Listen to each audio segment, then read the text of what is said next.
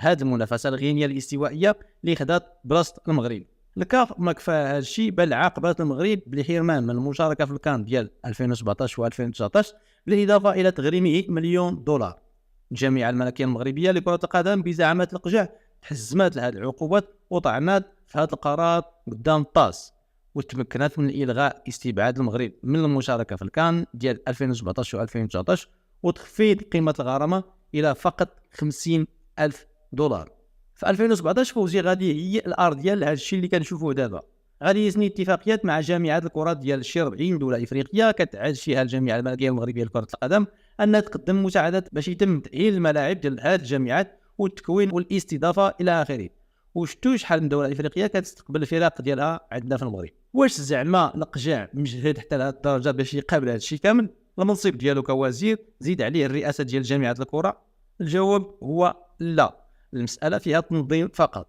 الناس اللي خدموا معاه كيقولوا باللي القجع عاطين المسؤوليات بزاف ديال الاطر، هما اللي مقابلين الخدمه ولكن تحت الامره ديالو، بمعنى انهم كيردوا البال للخدمه وكيطلعوا ليه المعلومات المهمه وداير واحد السيستيم باش كيوصلوا كل شيء على الخدمه. القجع عنده حتى هو هفوات، ولكن النجاحات ديالو كيغطيو على هاد الهفوات. ملي بغات تحيد الكاف تنظيم كاس افريقيا 2022 للكاميرون، دارت الاخبار بلي القجع كيحفز الاعضاء الاخرين باش يصوتوا بالسحب. الاخبار وصلت لسامويل ايتو اللي هو الرئيس ديال فيكا فوت اي الجامعه الكره ديال الكاميرون باللي القجع باغي يدير ليه خاويه في عمره، ولكن ايتو هز التليفون وكبر القضيه وقال على المسؤولين الكبار ديال البلاد ديالو القضيه كبرات والمغرب ما يمكنش يفرط في الحلفاء ديالو، وبالتالي خرج الطالبي العالمي بتصريح بلي المغرب ما عنده حتى نيه انه ينظم هذه التظاهرات. شي وحدين كينتقدوه الثروه اللي عنده، واحد المرات شفرات الفيلا ديالو اللي كاينه في تماره ومشات فيها 80 مليون سنتيم، لكن القجع خرج وقال لهم ان الذمه الماليه ديالي نقيه وما عندي حتى شبهات.